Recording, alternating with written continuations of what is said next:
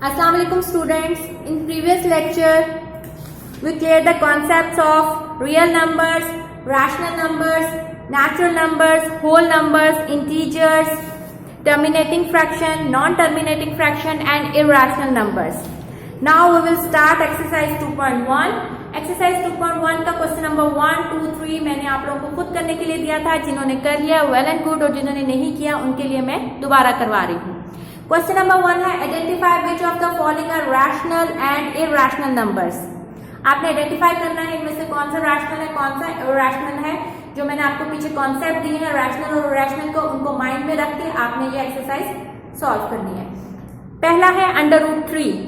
3 एक prime number है और मैंने बताया था कि अगर कोई प्राइम नंबर अंडर रूट के अंदर आ जाता है तो वो हमेशा इरैशनल नंबर होगा. सेकंड है 1/6. 1/6 को जब आप डिवाइड करेंगे तो आपके पास एक रिकरिंग नंबर आएगा, यानी पॉइंट के बाद एक नंबर या ब्लॉक ऑफ नंबर रिपीट होंगे. तो अगर इस तरह की आपके पास कोई डेसिमल फ्रैक्शन होती है तो वो हमेशा रैशनल नंबर होगी जो नॉन टर्मिनेटिंग हो और रिकरिंग हो. थर्ड है पाई. पाई की वैल्यू जब आप कैलकुलेटर पे निकालते हैं तो वो आता है 3.1415 समथिंग. तो ये एक इरैशनल नंबर है क्योंकि इसमें कोई ब्लॉक ऑफ डिजिट्स रिपीट नहीं हो रहे. फोर्थ है 15/2. 15/2 फ्रैक्शन को जब आप डिवाइड करते हैं तो ये आपके पास एक टर्मिनेटिंग फ्रैक्शन आती है और टर्मिनेटिंग फ्रैक्शन हमेशा रैशनल नंबर होती है. फिफ्थ है 7.25. 7.25 आपके पास एक डेसिमल फ्रैक्शन है. डेसिमल में आपके पास पॉइंट के बाद वो टर्मिनेट हो रही है, एंड हो रही है 2 डिजिट्स के बाद, तो इसका मतलब है ये रैशनल नंबर है. And the last one is √29. Under root के अंदर जब कोई प्राइम नंबर आता है तो वो अंडरस्टूड है कि वो इरैशनल नंबर होगा. Now we will start question number 2. Convert the following fraction into decimal fractions. आपने इन फ्रैक्शंस को डेसिमल फ्रैक्शन में कन्वर्ट करना है. तो ये बहुत आसान है, आप इसको कैलकुलेटर पे करें. 17/25 कैलकुलेटर पे डिवाइड करें तो आंसर आ जाएगा 0.68. तो इसके रिमेनिंग पार्ट्स आप खुद कर लेंगे. Question number 3. Which of the following statements are true and which are false. पहली स्टेटमेंट है 2/3 इज एन इरैशनल नंबर. 2/3 को जब आप डिवाइड करते हैं तो आंसर आता है 0.66666 सो ऑन. तो ये आपके पास एक डिजिट बार बार रिपीट हो रहा है. इट्स मीन कि ये नॉन टर्मिनेटिंग लेकिन रिकरिंग डेसिमल है, और नॉन टर्मिनेटिंग और रिकरिंग डेसिमल हमेशा रैशनल नंबर होता है. लेकिन स्टेटमेंट में है कि is an irrational number, it's mean statement is wrong.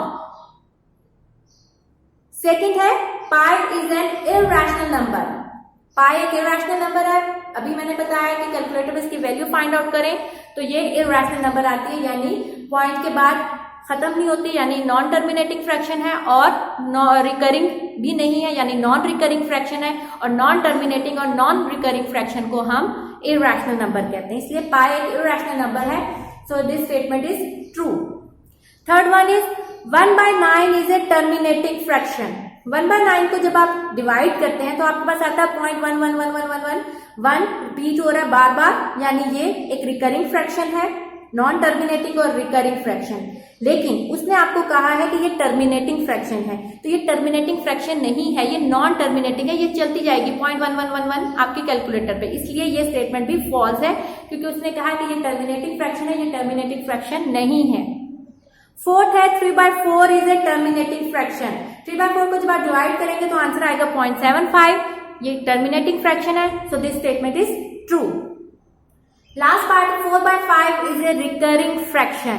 जब आप 4/5 को डिवाइड करते हैं तो आंसर आ जाएगा 0.8. ये टर्मिनेट हो गया और कोई डिजिट रिपीट भी नहीं हो रहा है, तो इट्स मीन ये आपके पास नॉन रिकरिंग फ्रैक्शन है. तो ये स्टेटमेंट आपके पास फॉल्स हो गई. Question number 4. Represent the following numbers on the number line. आपने इन नंबर्स को नंबर लाइन पे रिप्रेजेंट करना है. सबसे पहले नंबर लाइन पे रिप्रेजेंट करने के लिए हमें एक नंबर लाइन ड्रॉ करते हैं. नंबर लाइन में क्या होता है कि आपके पास 0 से राइट साइड पे पॉजिटिव जाते हैं और 0 से लेफ्ट साइड पे नेगेटिव नंबर्स जाते हैं. एंड पे हम एरो शो करते हैं. एरो का मतलब है कि हम इसको एक्सटेंड कर सकते हैं अकॉर्डिंग टू आवर रिक्वायरमेंट. अगर आपके पास डाटा 4, 5 का तो आप इसको आगे एक्सटेंड कर सकते हैं, और अगर आपके पास डाटा छोटा तो आप इसको छोटा, और एरो का मतलब है हम कहीं तक भी इसको एक्सटेंड कर सकते हैं. पहला आपके पास है 2/3. नंबर लाइन को रिप्रेजेंट करने के लिए सबसे पहले डिजिट्स के अंदर आपकी नंबर लाइन रिप्रेजेंट होगी। तो उसको करने का, चेक करने का या फाइंड आउट करने का तरीका ये है कि सबसे पहले आपने इस फ्रैक्शन को डिवाइड करना है। आप डिवाइड करके चेक करें, ये देखें डिवीजन में 3, 2 छोटा है, मैंने पॉइंट लगाया 0, 6, 18 और ये 0.666 आगे जा रहा है, लेकिन हमें सिर्फ ये पहला पॉइंट के बाद डिजिट चाहिए। 0.6 का मतलब है कि ये आपके पास 0 से बड़ा और 1 से छोटा है। इट्स मीन कि नंबर लाइन जो है वो 0 और 1 के बीच में ड्रॉ होगी। नंबर लाइन, क्योंकि ये पॉइंट आपके पास 0.6 है जो 0 से बड़ा और 1 से छोटा है, इसलिए आपकी नंबर लाइन 0 और 1 के दरमियान ड्रॉ होगी। अब हमने जगह डिसाइड कर ली कि कहां ड्रॉ करना है, जी 0 और 1 के बीच में ड्रॉ करना है। नेक्स्ट स्टेप में हमने ये करना है कि हमने कितनी लाइंस ड्रॉ करनी है। तो हमने ये देखना होता है कि जो आपका फ्रैक्शन है, ये डिवीजन हम सिर्फ करते हैं कि सिर्फ जगह फाइंड आउट करने के लिए किन दो नंबर्स के बीच में, इसके अलावा इसका कोई काम नहीं है। उसके बाद आप अपने फ्रैक्शन पे आए, 2/3, 3 आपने जो डिनोमिनेटर में है उतनी नंबर्स जो है वो, इतनी लाइंस जो है उन नंबर्स के बीच में आपने ड्रॉ करनी है। 3 है, इन लाइंस को ड्रॉ करने का ये तरीका है, पहली को नहीं काउंट करते, जैसे ये 0 के ऊपर वाली को नहीं काउंट करेंगे, आगे से 1, 2 और जो लास्ट होती है उसको काउंट करते हैं। डिनोमिनेटर में 3 है, हमने 3 लाइंस ड्रॉ करनी है, पहले को नहीं, 1 ड्रॉ करेंगे, 2 और ये 3 वाली जो है ये इसको ही कंसीडर करेंगे। टोटल हमने 3 लाइंस ड्रॉ कर ली।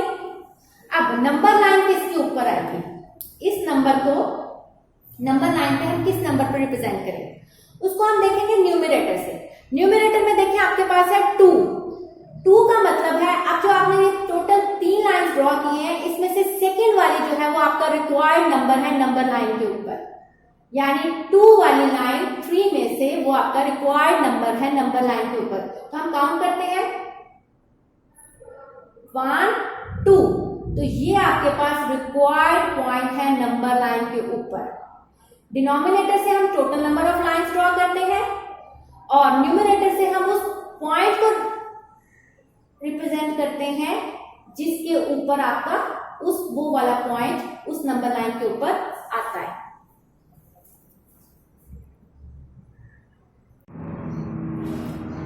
Now students, question number 4 part 2, -4/5। -4/5 को आपने नंबर लाइन पे ड्रॉ करना है। सबसे पहले नंबर लाइन ड्रॉ करेंगे, लेफ्ट साइड पे नेगेटिव नंबर्स और राइट साइड पे पॉजिटिव नंबर्स। अब सबसे पहले हमने देखना है कि हमने किन दो नंबर्स के बीच में इसको ड्रॉ करना है, इस नंबर को। तो सबसे पहले हमने डिवाइड करके देखा 5 और 4 पे, आंसर आया 0.8। 0.8 का मतलब है 0 से बड़ा और 1 से छोटा, लेकिन ये फ्रैक्शन आपके पास नेगेटिव में थी। इट्स मीन कि 0 और -1 के बीच में ये पॉइंट कहीं होगा। तो हमारे पास नंबर, हमें ये पता चल गया कि हमने कहाँ इसको ड्रॉ करना है, 0 और -1 के बीच में। नेक्स्ट स्टेप में हमने क्या करना है, हमने डिनोमिनेटर के जितना नंबर है उतनी नंबर्स यहाँ लाइंस ड्रॉ करनी है। तो 5 नंबर है, हमने 5 लाइंस ड्रॉ करनी है। पहली लाइन को नहीं काउंट करना, आगे 1, 2, 3, 4 और 5 लास्ट को काउंट करना है। तो हमने टोटल 5 लाइंस ड्रॉ करनी। अब न्यूमरेटर का नंबर है 4, तो इसका मतलब जो 4 वाली लाइन है वो आपके पास रिक्वायर्ड नंबर है नंबर लाइन के ऊपर। तो 1, 2, 3, 4 ये लाइन आपके पास, ये पॉइंट है जहां आपके पास ये नंबर लाइन के ऊपर ड्रॉ होता है। नेक्स्ट पार्ट है 1 3/4। अब तक हमने जो 2 पार्ट किए वो फ्रैक्शन में थे, ये होल फ्रैक्शन में। होल फ्रैक्शन में हमें डिवाइड करने की जरूरत नहीं है। आपके पास ये जो होल में नंबर है 1, तो नंबर लाइन में वो नंबर उस लाइन के ऊपर, ये जो आपके पास नंबर है 1, इससे और इसके अगले नंबर के बीच में ड्रॉ होगा। यानी 1 से बड़ा 2 होता है, तो इसका मतलब नंबर आपके पास नंबर लाइन के ऊपर 1 और 2 के बीच में ड्रॉ होगा। ठीक है, यानी हमें होल फ्रैक्शन में हमें डिवाइड करने की जरूरत नहीं है। ये जो आपके पास होल में ये नंबर है 1, तो ये आपके पास क्वोशिएंट होता है ना, तो इसका मतलब 1 और 2 के बीच में लाया करेगा नंबर। 1 और 2 के बीच में लाया करेगा। 4 लाइन्स ड्रॉ करनी है, 1, 2, 3, 4 और नंबर आपके पास रिक्वायर्ड नंबर लाइन पे कहाँ है, 3 पे। तो 1, 2, 3 ये आपके पास रिक्वायर्ड पॉइंट है नंबर लाइन के ऊपर। नेक्स्ट पार्ट है -2 5/8, ये भी होल फ्रैक्शन में है, तो नंबर लाइन पे आपके पास कहाँ आएगा 2 है और माइनस है 7, इसका मतलब -2 और -3 के बीच में ड्रॉ होगा। 2 के बाद क्या आता है -3, तो -2 और -3 के बीच में ड्रॉ होगा। कितनी लाइन ड्रॉ करेंगे 8, काउंट करते हैं 1 2 3 4 5 6 7 8, फर्स्ट को काउंट नहीं करते, लास्ट को काउंट करते हैं। अब रिक्वायर्ड नंबर आपके पास न्यूमरेटर में क्या है 5, तो 5 लाइन जो है वो आपके पास रिक्वायर्ड पॉइंट है 1 2 3 4 5, तो ये जो आपके पास लाइन है ये आपके पास रिक्वायर्ड पॉइंट है नंबर लाइन के ऊपर। अगला है 2 3/4, 2 तो 2 और 3 के बीच में ड्रॉ होगा, 2 और 3 के बीच में ड्रॉ होगा, 4 लाइन ड्रॉ करें 1 2 3 4, और कौन सी लाइन है 3 वाली लाइन 1 2 3, ये लाइन आपके पास रिक्वायर्ड पॉइंट है नंबर लाइन के ऊपर इसका। लास्ट पार्ट है √5। देखिए √5 जो है आपके पास डायरेक्ट आपके पास नंबर लाइन के ऊपर आप ड्रॉ नहीं कर सकते, क्योंकि हमारे पास ये डिजिट्स की फॉर्म में होता है, ठीक है, फ्रैक्शंस में आ सकता है, फ्रैक्शंस में आ सकता है, लेकिन इस तरह का पॉइंट शो नहीं हो सकता। इसके लिए हम यूज करते हैं पाइथागोरस थ्योरम। पाइथागोरस थ्योरम में क्या है कि ये आपके पास अगर हाइपोटेन्यूस है तो आपने इसका बेस और परपेंडिकुलर देखना है कि ऐसा क्या होगा कि आपके पास आंसर हाइपोटेन्यूस का √5 है। तो अगर हम देखें कि पाइथागोरस थ्योरम के मुताबिक अगर आपके पास फर्ज करें OB आपके पास हाइपोटेन्यूस है, OA आपके पास बेस है और AB आपके पास परपेंडिकुलर है, तो अगर आपका परपेंडिकुलर 1 हो, बेस 2 हो, तो 2 का स्क्वायर 4, 1 का स्क्वायर 1, 4 + 1 5, तो आपके पास हाइपोटेन्यूस 5 आ जाएगा, 5 इट्स मीन कि आपके पास बेस 2 और अगर परपेंडिकुलर 1 हो तो आपके पास हाइपोटेन्यूस जो है वो √5 आता है। अब इसको नंबर लाइन पे हम देखते हैं कैसे ड्रॉ करते हैं। सबसे पहले नंबर लाइन ड्रॉ करें 0 से 2, बेस लिया हमने तो हमारी बेस कितनी है 2, तो हमने 0 से 2 बेस लाइन ड्रॉ कर ली। उसके बाद परपेंडिकुलर आपने 1 सेंटीमीटर की ऊपर भी एक लाइन ड्रॉ कर ली, ये 1 की, क्योंकि हमारे पास परपेंडिकुलर कितने है 1 का। ये राइट एंगल ट्रायंगल है इसलिए स्ट्रेट लाइन यानी 90 के एंगल पे आपने एक लाइन ड्रॉ कर ली। अब 0 को इस पॉइंट से मिला दें तो ये लेंथ हमारे पास √5 के बराबर होगी। हमें पता है कि बेस का स्क्वायर प्लस परपेंडिकुलर का स्क्वायर का बराबर होता है हाइपोटेन्यूस के स्क्वायर के, और अगर हाइपोटेन्यूस फाइंड आउट करना हो तो हम होल साइड पे स्क्वायर रूट लेते हैं वो, तो उसका स्क्वायर कट जाता है और आपके पास √5 आ गया। अब हमने पॉइंट लोकेट करना है कि पॉइंट कहाँ, ये तो हमने अभी एक ट्रायंगल कंस्ट्रक्ट की है कि हमारा पॉइंट कहाँ हो सकता है। अब आपने क्या करना है, बेस परपेंडिकुलर 1 और ये हाइपोटेन्यूस आगे 5। देखिए मैंने पॉइंट लिए थे OB हाइपोटेन्यूस, AB परपेंडिकुलर और OA बेस। अब आपने क्या करना है, अपने कंपास को यहाँ रख के यहाँ तक खोलें B पॉइंट तक, और उसके बाद एक आर्क लगा दें। ये आर्क आपकी नंबर लाइन को जहां टच करेगी वो पॉइंट आपके पास √5 का पॉइंट होगा। क्या करना है, आपने कंपास को खोलना है 0 पे रखकर इस B पॉइंट तक और एक आर्क ड्रॉ करनी है। वो आर्क जहां आपकी नंबर लाइन को टच करेगी वो आपके पास रिक्वायर्ड पॉइंट होगा √5 का आपकी नंबर लाइन के ऊपर। Now students we will start question number 5। Give a rational number between 3/4 and 5/9। ये जो दो फ्रैक्शंस हैं इनके दरमियान का आपने रैशनल नंबर फाइंड आउट करना है। अगर आपके पास दो फ्रैक्शंस होती हैं तो उनके दरमियान का रैशनल नंबर फाइंड आउट हम कैसे करते हैं कि उन दोनों फ्रैक्शंस का अगर आप मीन ले लें तो जो आंसर आता है वो रिक्वायर्ड रैशनल नंबर होता है। मीन लेने का क्या तरीका होता है कि जो दोनों फ्रैक्शंस हैं उनको ऐड करके 2 पे डिवाइड कर लें, तो ये मीन लेना होता है। तो हमने लिखा कि the required rational number is the mean of 2 given numbers. So the required number is, number थे आपके पास 3/4 और 5/9, इन दोनों को ऐड करके 2 पे डिवाइड किया। मैं 2 साइड पे ले गई हूँ, डिवीजन में था तो वहां भी 1/2 निकल गया। 3/4 प्लस 5/9 एलसीएम लिया, 9 4 जा 36, 4 9 जा 36, 9 3 जा 27, 9 4 जा 36, 4 5 जा 20, 27 प्लस 20 को ऐड करें 47, 36 को 2 से मल्टीप्लाई करें तो 72, तो 47 by 72 is the required rational number which is the mean of two given numbers. Next question start करते हैं. Question number 6, express the following recurring decimal as the rational number p by q where p q are integers and q is not equal to 0. Rational number में p by q की form में होता है और हमें पता है कि q कभी भी 0 नहीं होता, क्योंकि अगर 0 हो जाए तो आपकी फ्रैक्शन क्या हो जाएगी, इन्फिनिटी. इसलिए हमारे पास हमेशा कंडीशन होती है कि कभी भी डिनोमिनेटर 0 ना हो. आपके पास रिकरिंग डेसिमल्स हैं और आपने उसको रैशनल नंबर में कन्वर्ट करना है. रिकरिंग डेसिमल्स भी रैशनल नंबर्स होते हैं, लेकिन आपने इसको नंबर में कन्वर्ट करना है, यानी रिकरिंग नंबर से इनको रैशनल नंबर्स में करना है. तो आपके पास है 0.5 बार. बार का मतलब है कि ये जो नंबर है 5, ये बार बार रिपीट हो रहा है. तो हम करेंगे सबसे पहले कि let x is equal to 0.5 बार.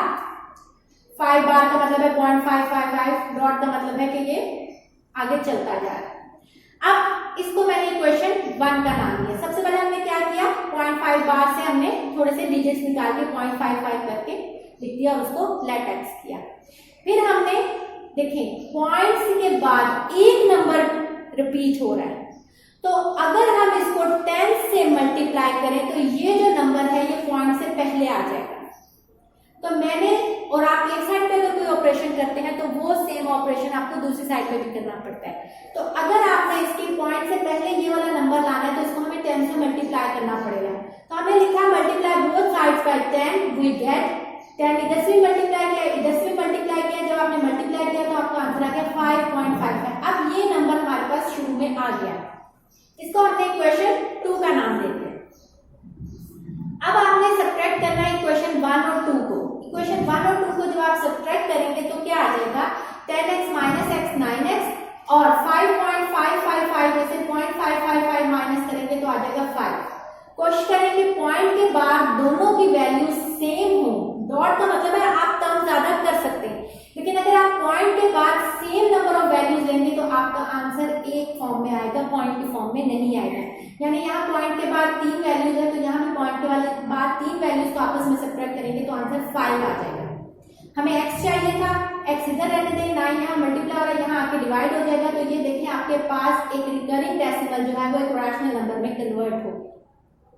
ठीक है, इसका सेकंड पार्ट आप खुद करेंगे. इसका थर्ड पार्ट में करवाती हूँ 0.67. अब देखिए आपके पास 2 डिजिट्स रिपीट हो रहे हैं, यानी ब्लॉक ऑफ डिजिट रिपीट हो रहे हैं सेम पार्ट 1 की तरह. Let x is equal to 0.67. 67 का मतलब है 6767 सो ऑन. अब देखिए आपके पास ये पूरा आपने पॉइंट से पहले लाना है. इस क्वेश्चन में एक डिजिट था, इस क्वेश्चन में 2 डिजिट्स हैं, तो हमें इसको 100 से मल्टीप्लाई करना पड़ेगा ताकि हमारे पास ये पूरा ब्लॉक जो है 67 का वो शुरू में आ जाए. अगर फर्स्ट करें किसी क्वेश्चन में 3 डिजिट्स होते हैं, जैसे अगर फर्स्ट करें यहाँ होता है 673, तो हम उसको 1000 से मल्टीप्लाई करते हैं. क्या 0.67 इसको मल्टीप्लाई करें 100 से दोनों साइड से. 100x is equal to 67.67. Subtract करें इक्वेशन 1 और इक्वेशन 2 को. और मैंने अभी बताया कि आप कोशिश करें कि पॉइंट के बाद आपकी सिमिलर वैल्यूज हो, यानी सिमिलर नंबर ऑफ वैल्यूज हो. यहाँ भी 2 है और अगर यहाँ भी 2 हो तो आपके पास पॉइंट के में फिर आंसर नहीं आता. तो इसलिए मैंने यहाँ भी पॉइंट के बाद 2 लिखा है, तो यहाँ भी पॉइंट के बाद 2 लिखा है. इन डॉट्स का मतलब है कि ये आगे भी हो सकता है. 100x minus x 99x, x को इधर आते हैं 67/99. तो ये आपके पास रिकरिंग डेसिमल या रिकरिंग फ्रैक्शन जो है वो रैशनल फ्रैक्शन में कन्वर्ट होगी. आपके करने का काम ये है कि एक्सरसाइज नंबर 2.1 का क्वेश्चन नंबर 2 आपने कंप्लीट करना है और क्वेश्चन नंबर 6 का पार्ट 2 आप लोगों ने खुद करना है.